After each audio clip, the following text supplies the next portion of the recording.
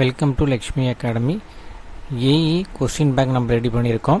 Subject code வந்து 514. Subject code என்ன 514 electrical electronics communication. இந்த ஸ்டூடெண்ட்ஸ் வந்து இந்த சப்ஜெக்ட் கோட் எழுதுவீங்க, ஓகேங்களா? அதோட சாம்பிள் காப்பி தான் நம்ம என்ன பண்ணுறோம் அப்படின்னா பார்க்குறோம்.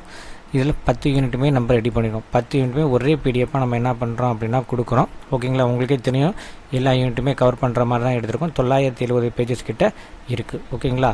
இதோட சாம்பிள் காப்பி வந்து நான் டெலிகிராம் குரூப்பில் போஸ்ட் பண்ணியிருக்கேன்.